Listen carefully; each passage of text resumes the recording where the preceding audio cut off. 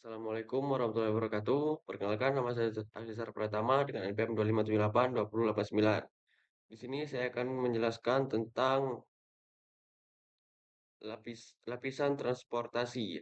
Yang pertama di sini ada 14.1 yaitu pengiriman data. Di sini ada 14.1.1 yaitu peran lapisan transportasi. Program lapisan aplikasi menghasilkan data yang harus dipertukarkan antara host, sumber, dan tujuan. Lapisan transport bertanggung jawab atas komunikasi logis antara aplikasi yang berjalan di host yang berbeda. Ini dapat mencakup layanan seperti membangun sesi sementara antara dua host dan transmisi informasi yang handal untuk suatu aplikasi. Di sini ada gambarannya. Jadi, lapisan transport tidak memiliki pengetahuan tentang jenis host tujuan, jenis media yang harus dilalui data, jalur yang ditempuh data, kemacetan pada tautan, atau ukuran jaringan. Jadi, lapisan transport mencakup dua protokol, yaitu protokol kontrol dan protokol datagram. Di sini ada 14.1.2, yaitu tanggung jawab lapisan transportasi.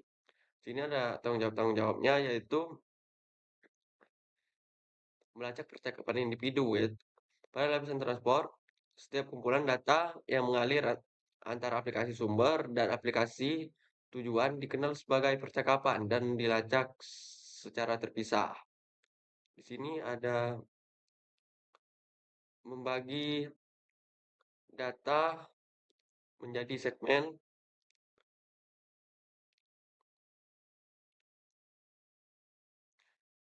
dan menyusun kembali segmen. Membagi data menjadi segmen dan menyusun kembali segmen. Tanggung jawab lapisan transport adalah membagi data aplikasi ke dalam blok-blok dengan ukuran yang sesuai.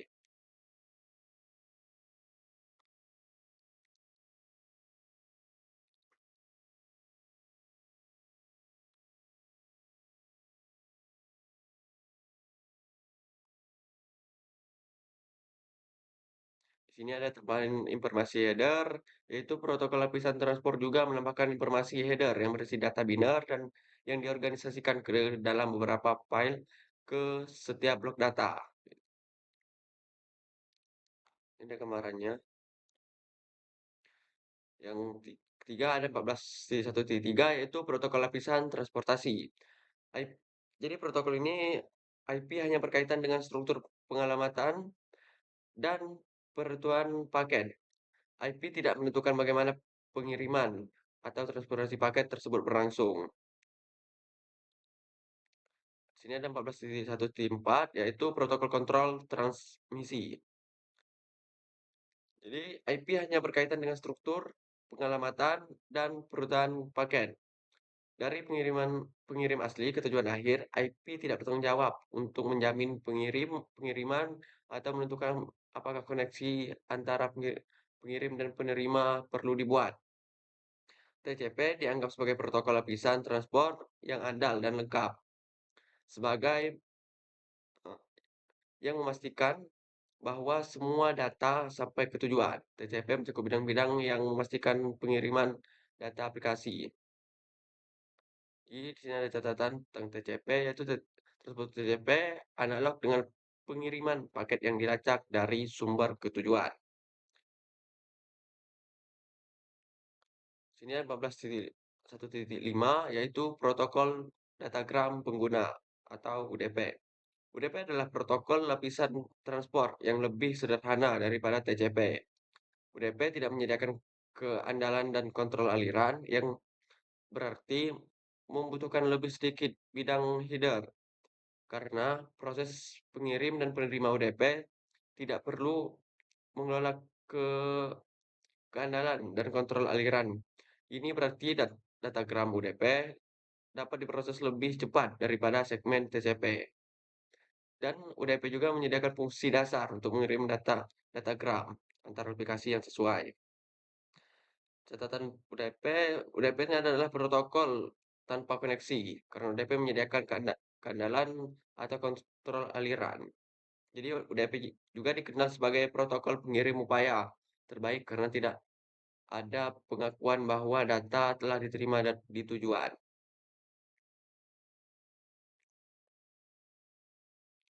Sini 14.1.6 yaitu protokol lapisan transportasi yang tepat untuk aplikasi yang tepat.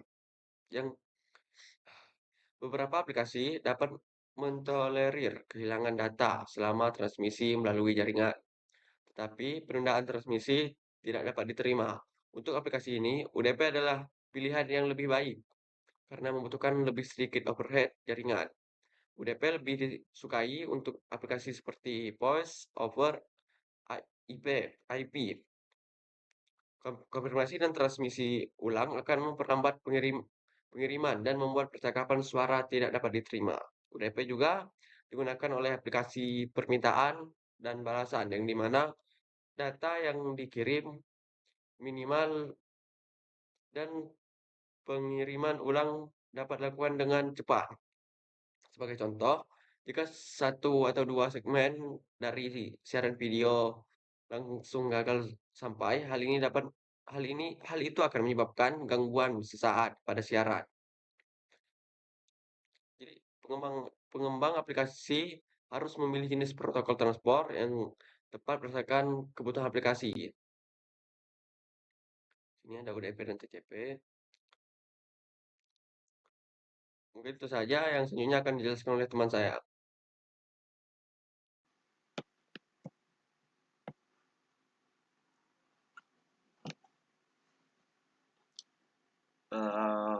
Untuk selanjutnya saya akan menjelaskan materi dari modul 14 tentang transport layer. Section kedua, materi TCP overview.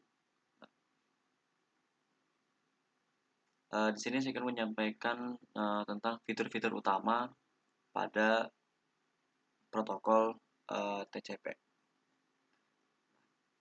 TCP itu atau Transmission Control Protocol, dia merupakan salah satu protokol pada lapisan transport. Untuk memahami perbedaannya dengan UDP, kita perlu memahami bagaimana TCP mengimplementasikan fitur, keandalan, dan cara melacak komunikasi antar perangkat. TCP menyediakan 4 layanan utama. Yang pertama adalah establishes session atau pembentukan sesi. TCP adalah protokol connection oriented, yang artinya itu TCP dia menegosiasikan dan membangun koneksi permanen antara perangkat pengirim dan penerima sebelum datanya dikirimkan. Melalui pembentukan sesi ini, kedua perangkat menyepakati sejumlah data yang dapat dikirim dalam satu waktu sehingga komunikasi dapat dikelola secara terstruktur. Yang kedua adalah ensures reliable delivery atau pengiriman yang andal. Dalam proses transmisi data melalui jaringan, sebuah segmen bisa saja mengalami kerusakan atau hilang. Nah, TCP ini dia memastikan bahwa setiap segmen yang dikirim oleh sumber itu benar-benar sampai ke tujuan. Yang ketiga ada providers same order delivery atau pengiriman berurutan. Nah, karena jaringan dapat menyediakan berbagai jalur dengan kecepatan transmisi yang berbeda, data berpotensi tiba tidak sesuai urutan. TCP TCP ini tuh dia mengatasi hal ini dengan memberikan nomor urut pada setiap segmennya, sehingga data dapat disusun kembali dengan benar di sisi penerima. Nah, yang terakhir ada support flow control atau kontrol aliran data. Perangkat penerima itu memiliki keterbatasan sumber daya, nah, kayak memori dan kemampuan pemrosesan. Apabila TCP mendeteksi sumber daya penerima mulai terbebani, TCP dapat meminta aplikasi pengirim untuk mengurangi laju pengiriman data. Nah, sehingga mekanisme ini itu dia mencegah terjadinya retransmisi yang tidak perlu akibat penerima kewalahan. Nah, terus referensi lebih lanjut mengenai TCP itu dapat ditemukan pada dokumen RFC 793. Yang selanjutnya ada TCP header dan fieldnya.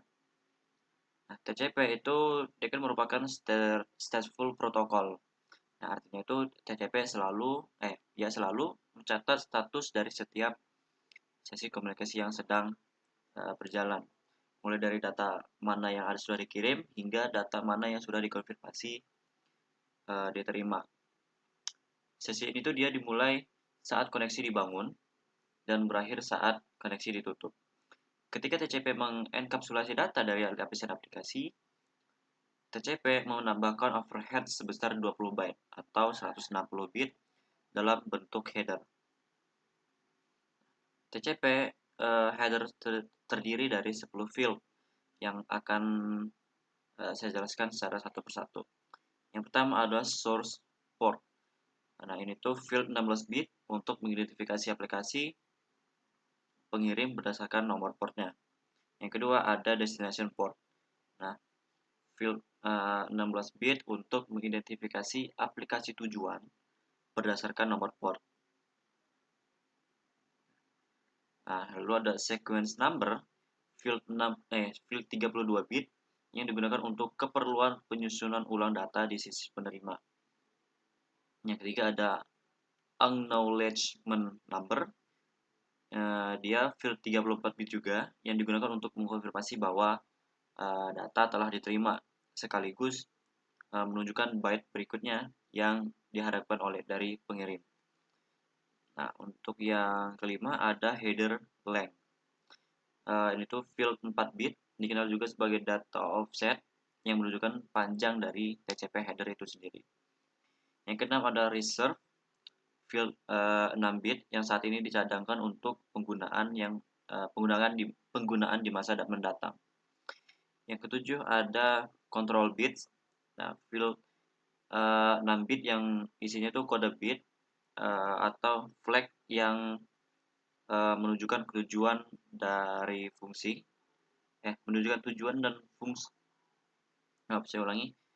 Control bit itu ini tuh dia field 6 bit yang berisi kode bit atau flag yang menunjukkan tujuan dan fungsi dari segmen TCP tersebut seperti SYN, ACK, dan PIN. Lalu yang kedelapan ada window size, field 16 bit yang menunjukkan jumlah byte yang dapat diterima sekaligus oleh penerima. Lalu yang ke-9 ada checksum. Nah, ini tuh field 16 bit yang digunakan untuk pengecekan error pada header maupun data sistem. Nah, yang ke-10 ada urgent, field 16 bit yang digunakan untuk menandai apakah data yang dibawa bersifat mendesak. Lalu selanjutnya ada aplikasi yang menggunakan TCP.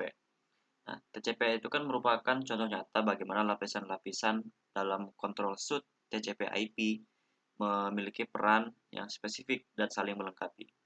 Nah, TCP itu menangani seluruh tugas terkait pembagian data menjadi segmen, memastikan keandalan pengiriman, mengontrol aliran data, serta menyusun kembali segmen-segmen yang datang tidak berurutan. Dengan adanya TCP, aplikasi tidak perlu lagi mengelola tugas-tugas tersebut secara mandiri. Nah, aplikasinya itu cukup menyerahkan data menggunakan aliran data ke lapisan transport dan TCP akan mengurus sisanya. Nah, beberapa contoh aplikasi yang memanfaatkan layanan TCP itu adalah aplikasi yang membutuhkan keandalan tinggi untuk dalam pengiriman data kayak HTTP atau HTTPS buat browsing web, FTP buat transfer file, terus ada SMTP untuk pengiriman email, serta SSH untuk mengakses perangkat jarak jauh secara aman. Semua aplikasi ini dia membutuhkan jaminan bahwa data yang dikirim tiba secara lengkap, berurutan dan tanpa kesalahan. Nah, itulah mengapa TCP menjadi pilihan yang tepat untuk mereka. Gitu. Mungkin itu buat penjelasan dari modul 14 pada section kedua terkait TCP overview. Oke, segitu aja. Terima kasih. Assalamualaikum warahmatullahi wabarakatuh. Perkenalkan, nama saya Salwa Fajira dari kelas 2B dengan NPM 2578254 dari program studi Teknologi Rekayasa Internet. Di sini saya akan menjelaskan tentang bab 14, melanjutkan penjelasan dari teman saya tentang ikhtisar UDP. Nah, di sini kita akan membahas fitur UDP. Pada topik ini kita membahas UDP, apa fungsinya, papan hal atau ide yang terbaik untuk menggunakan sebagai pengganti TCP. Nah, UDP sendiri adalah protokol transportasi terbaik. Lalu UDP merupakan transportasi ringan yang menawarkan segmentasi dan perakitan ulang data yang sama dengan TCP, tetapi tanpa keandalan TCP dan kontrol aliran. Nah, UDP sendiri merupakan protokol yang sangat sederhana sehingga biasanya dijelaskan dalam hal apa yang tidak dilakukannya dibandingkan dengan TCP. Nah, di sini ada fitur UDP, eh, ada empat fitur yang di sini ada data direkonstruksi dalam urutan penerimaannya. Lalu ada setiap segmen yang hilang tidak akan didendam. Lalu tidak ada pendirian sesi, lalu pengiriman tidak diinformasikan tentang ketersediaan sumber daya. Nah, header UDP. Nah, UDP adalah protokol stateless yang berarti baik klien maupun server tidak melacak status sesi komunikasi. Jika kendaraan diperlukan saat menggunakan UDP sebagai protokol transportasi, itu harus ditangani oleh aplikasinya. Nah, ini header UDP jauh lebih sederhana daripada header TCP karena hanya memiliki 4 bidang untuk membutuhkan 4 byte, yaitu 64 atau 64 bit.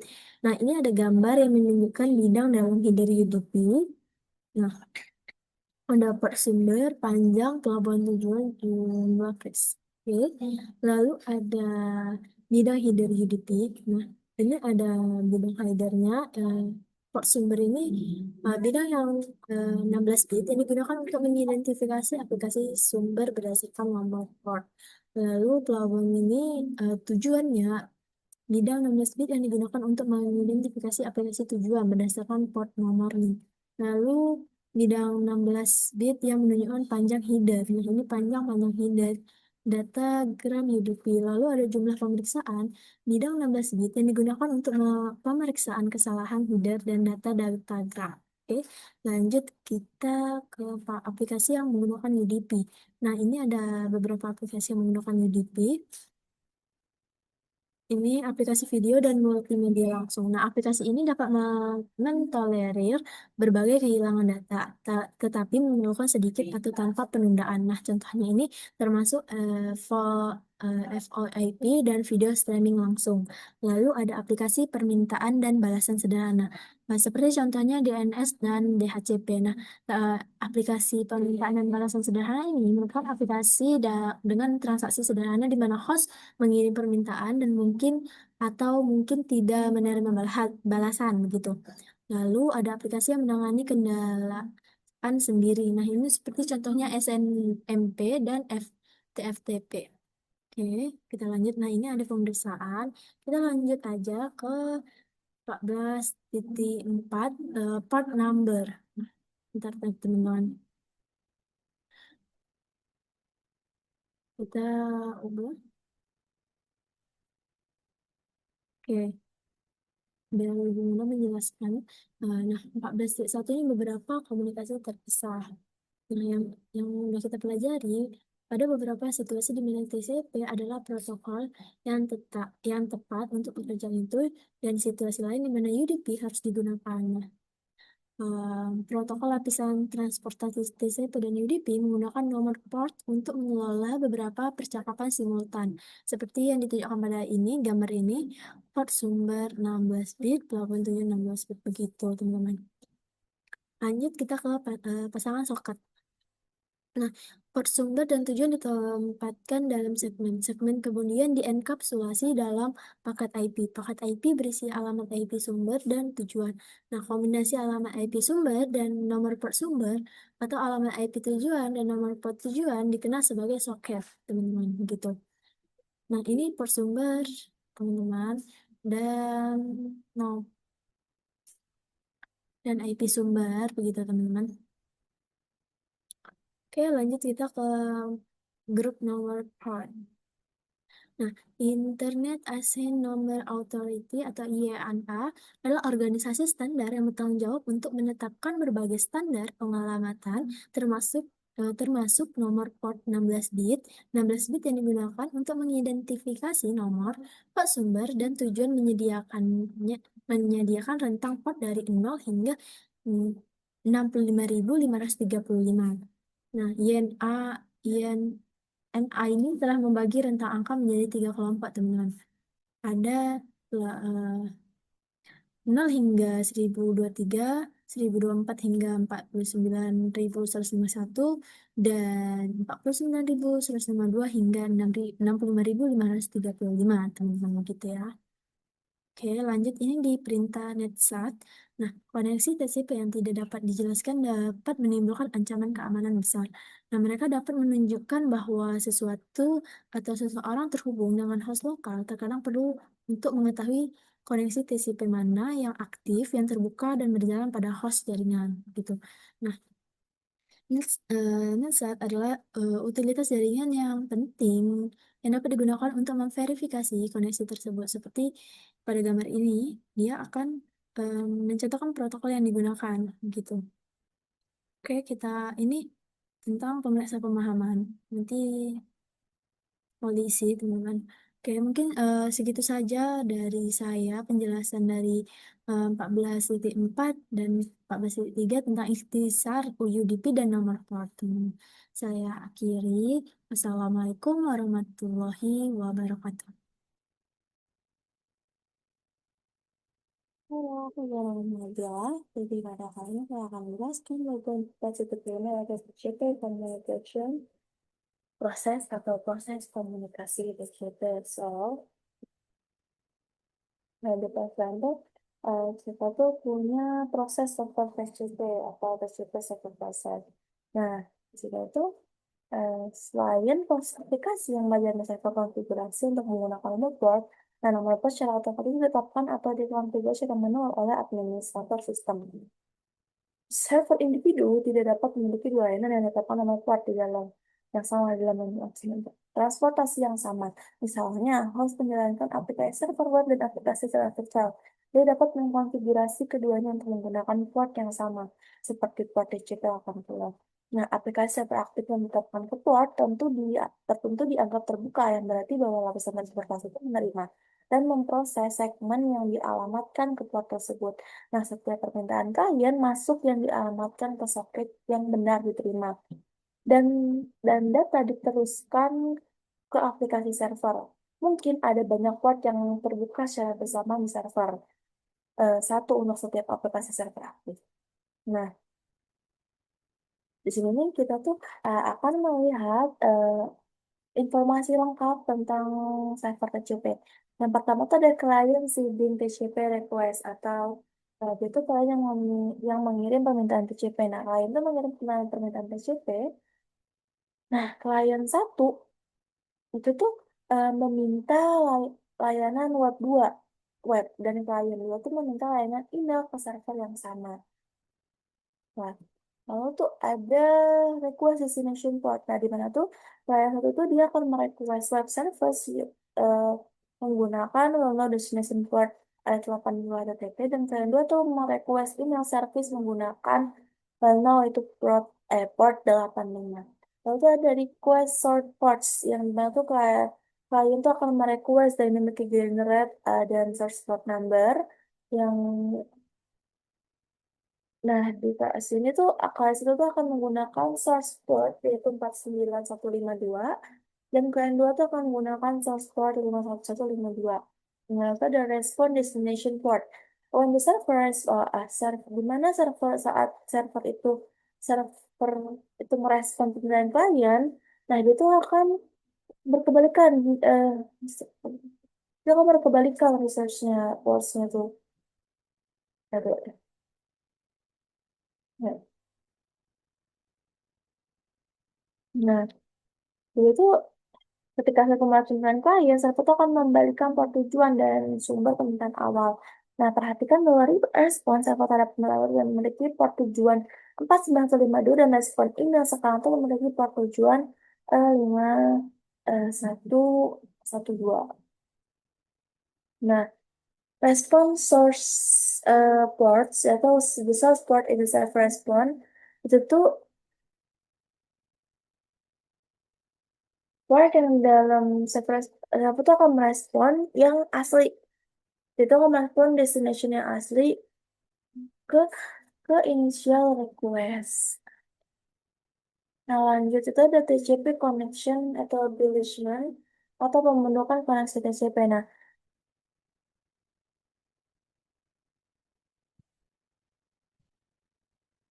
dalam koneksi TCP, klien itu bisa membuat koneksi server menggunakan proses jabatan dengan tiga arah.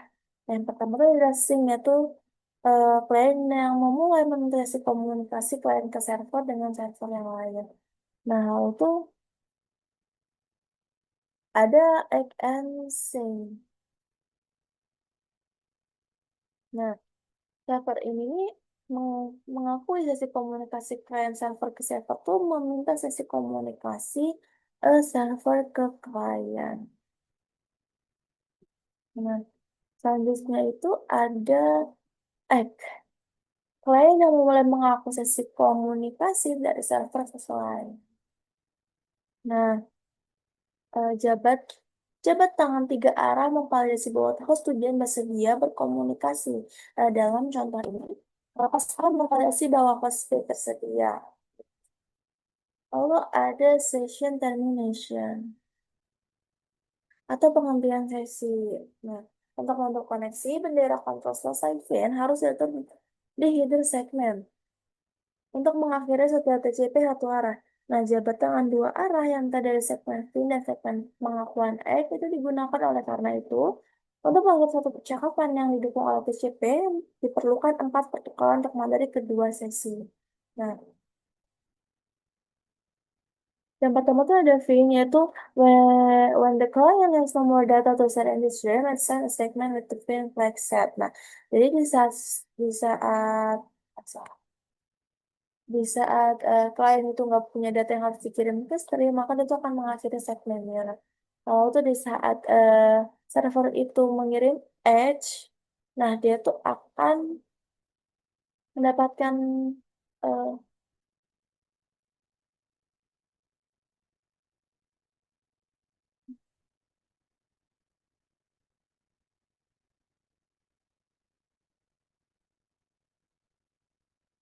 server mengirimkan otomatis pendaman PIN untuk menghentikan sesi dari klien server.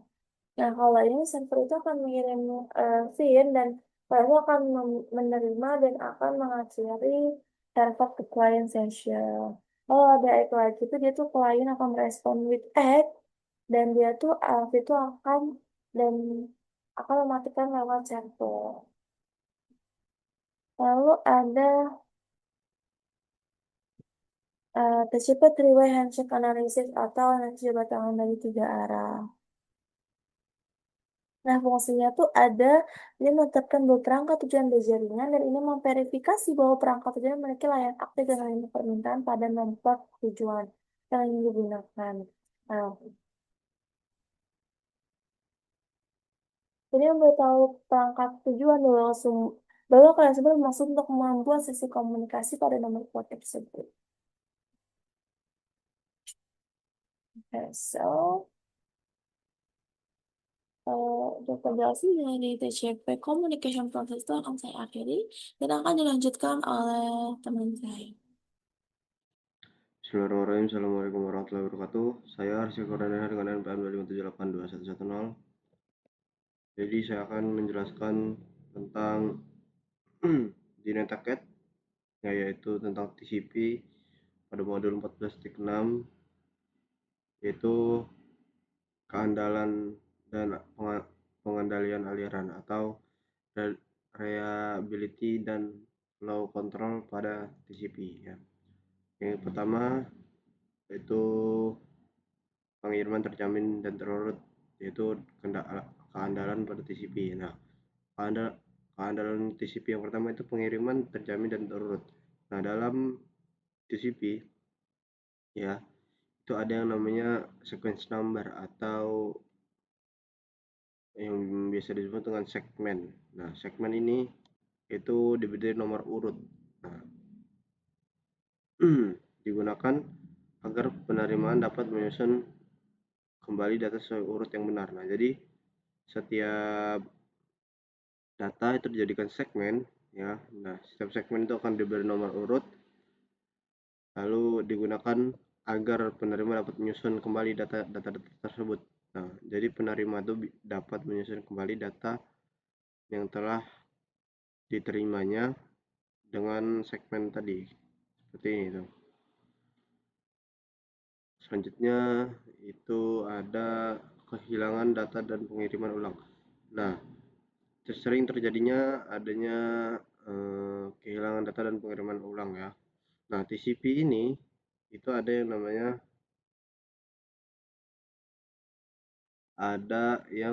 acknowledgement. Ini atau disebut dengan ACK ya. Nah, jadi setelah menerima data, penerima mengirimkan ACK sebagai tanda bahwa telah menerima data. Nah, jadi gini, segmen diterima, set. Nah, nanti akan dikirimkan ACK bahwasanya si penerima ini sudah menerima data dari A ini, seperti itu. Nah, selanjutnya ada flow control TCP, yaitu ukuran jendela dan pengakuan ya. Nah, dalam flow control TCP ini sebelumnya akan saya jelaskan flow control itu apa, yaitu agar pengirim tidak mengirim data terlalu cepat atau sehingga menerima kewalahan. Nah, jadi penerimaan data terlalu cepat juga itu tidak efisien saat pada saat pengiriman ya. Nah, jadi ketika kita mengirim data secara terus-menerus, terus pengiriman tersebut terlalu cepat atau ya tergesa-gesa seperti itu bisa dibilang, nah itu si penerima akan kewalahan. Nah, makanya itu dalam TCP ini ya, itu menggunakan yang namanya sliding window. Menggunakan yang namanya sliding window. Seperti itu. Nah, terus ada ukuran segmen maksimum ya. Nah, apa itu? Yaitu jadi ini biasanya merupakan ukuran segmen maksimum yang dapat diterima oleh perangkat tujuan. MMS adalah bagian dari bidang opsi dalam header TCP yang menentukan jumlah data besar dalam byte ya.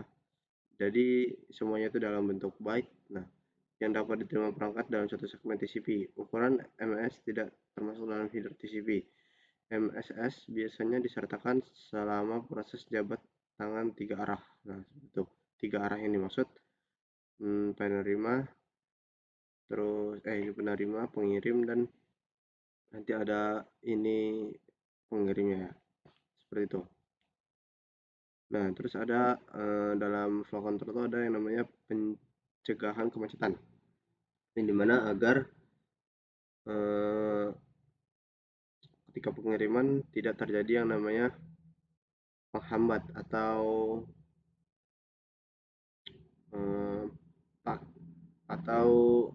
kendala-kendala yang terjadi pada saat pengiriman. Nah, jadi ada yang namanya nanti pengiriman ulang ya ketika adanya terjadi kemacetan seperti itu. Nah, jadi itu saja yang ada pada keandalan dan kontrol aliran pada TCP atau reliability and flow control pada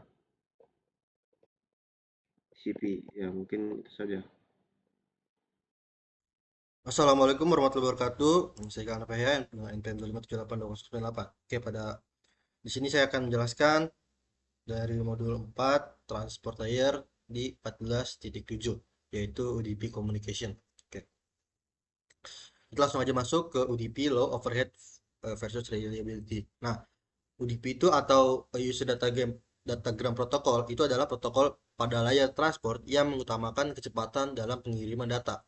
Berbeda dengan TCP, UDP itu tidak melakukan pembentukan koneksi, tidak memberikan konfirmasi penerimaan data, dan tidak mengirim ulang paket yang hilang.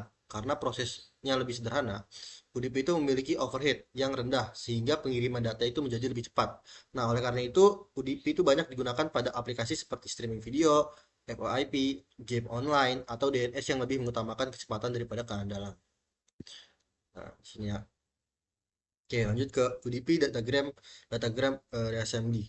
Nah, jadi data yang dikirim itu menggunakan UDP itu disebut datagram. Data yang dikirim menggunakan UDP itu disebut datagram. Selama proses transmisi, datagram itu dapat dipecah menjadi beberapa paket oleh IP. Ini contohnya. Nah, jadi dipecah menjadi beberapa paket oleh IP dan akan tersusun kembali ketika sampai di tujuan. Namun UDP itu tidak memeriksa apakah semua paket diterima dengan lengkap. Nah, jika ada paket yang hilang, itu UDP tidak akan meminta pengiriman ulang, sehingga aplikasi yang menggunakan UDP harus menangani kondisi tersebut jika diperlukan.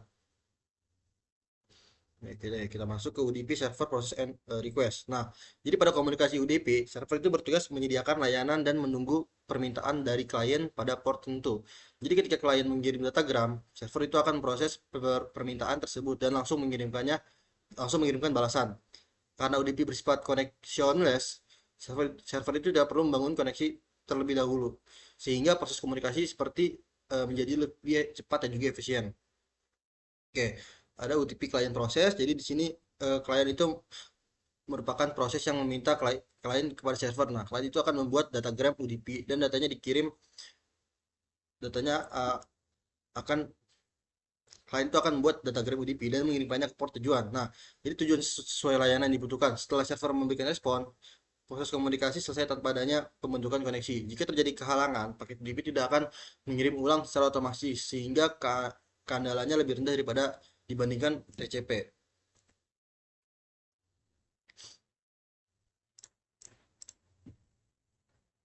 Oke. Nah, kesimpulannya pada UDP communication UDP itu adalah protokol transport yang dirancang untuk komunikasi yang cepat dengan overhead yang rendah. Meskipun tidak menjamin semua data sampai ke tujuan, UDP itu sangat cocok digunakan pada aplikasi yang membutuhkan respon cepat dan komunikasi secara real time seperti streaming, FYP, DNS atau game online. Oke. Sekian video dari penjelasan dari saya. Mohon maaf bila kesalahan. Wassalamualaikum warahmatullahi wabarakatuh.